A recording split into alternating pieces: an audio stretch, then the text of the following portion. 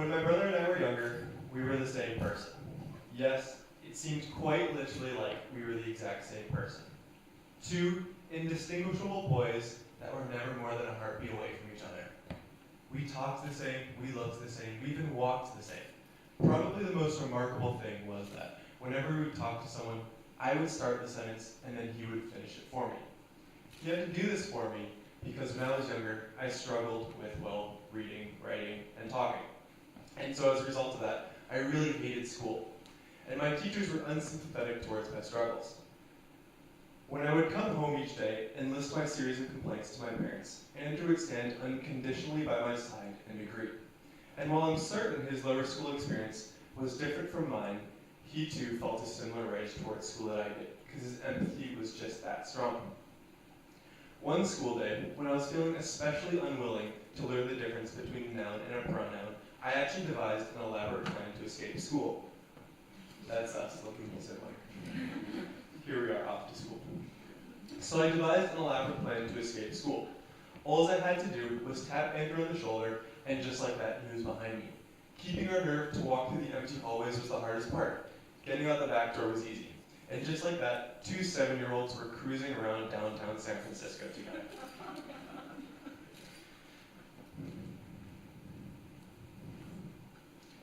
I didn't have to explain to Andrew why we so desperately needed to escape, because for some reason he just knew.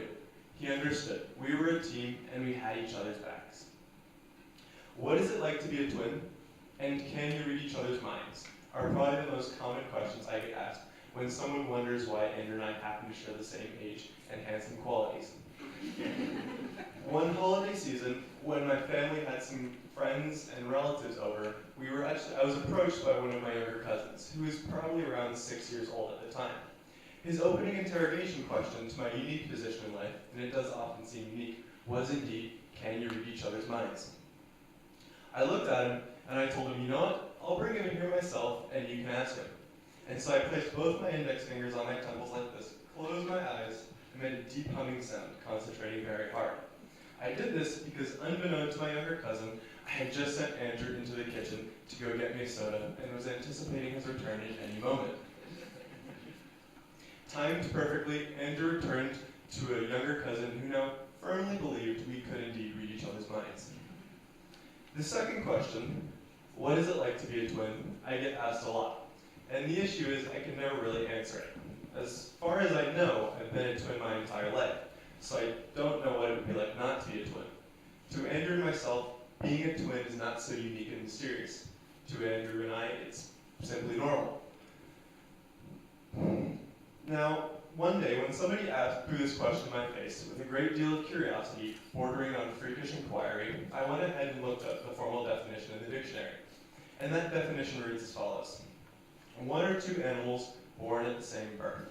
I went to the next line to see what else there was, but that was it. 10 measly, vague, empty words to define the thing, person, relationship I am and have. I was a little bit disappointed. So today, I'm going to try and do two things. Hopefully by the end of this talk, we can all agree that we need to make some amendments to the standing definition of what it means to be a twin. And second, probably more importantly, I'm going to try and show you that twin or not, the people you have around you are also the people that make you who you are. As far back as I can remember, sports, report cards, and even facial hair, everything has been a competition between Andrew and myself. And on top of that, we've experienced nearly everything together. We watched our first R-rated movies together. We're going through high school together. And we even, we go through high school together, and we even had a car crash together. But can you imagine having to share everything with someone that's nearly genetically identical to you? And the thing is, in school, oftentimes you can't really share everything because there can only be one winner. Only one of us is going to be the fastest in class.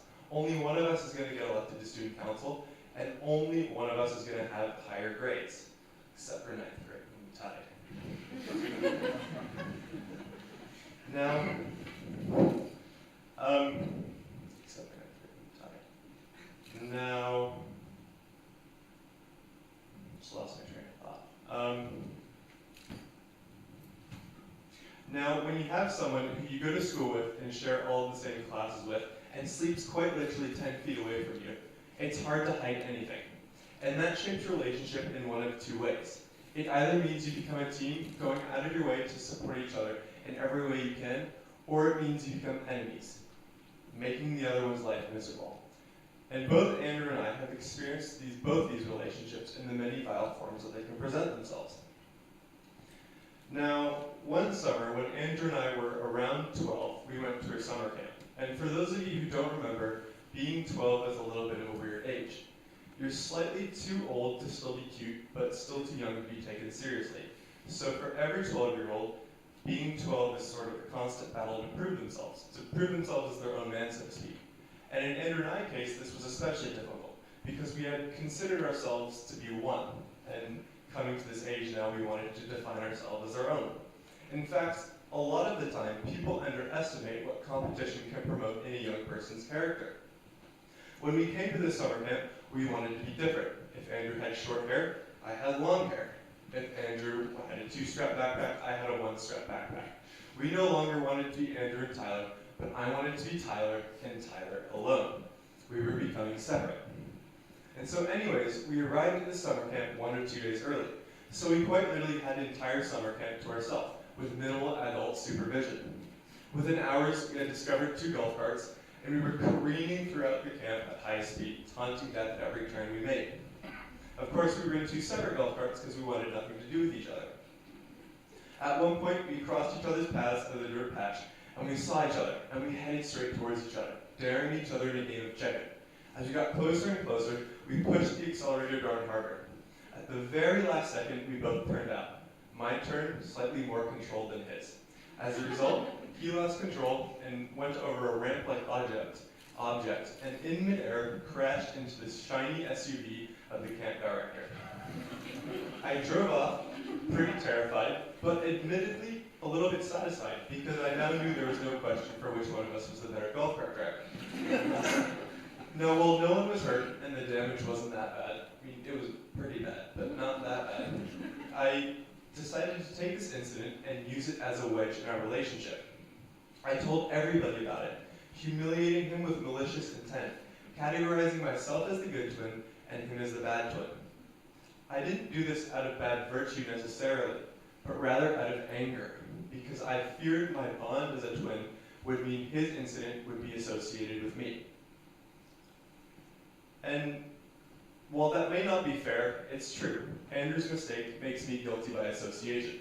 But that's just how it is, because when people think Andrew, they also think me. Not embracing this idea was my mistake. Running away from it as far as I could was my mistake. You may live in a household where you have a younger brother or younger sister who makes life seem unbearable. But what you have to realize is they're the best younger brother or sister you're ever going to have, because they're also the only brother and sister you're going to have. The mistake I made was trying to disassociate from my brother, exclude him in every way I possibly could. Because what I said before is true. When people think Andrew, they also think me, which makes Andrew just as much a part of me as I am myself. And this was a truth I had to come to terms with. The friends, the family, even your enemies, whoever you surround yourself with, are the people that define you. Andrew completes me because he's half of me. Andrew completes me because he's half of me. Now, there may be someone in your life that you think is dragging you down a little bit. Maybe a coworker, maybe a friend, maybe a family member. But perhaps you should start to think about them differently. Because who knows, maybe they're your better half. Maybe they're your other half, the half that makes you, you, the best that you can be. I am Tyler Skow. Thank you.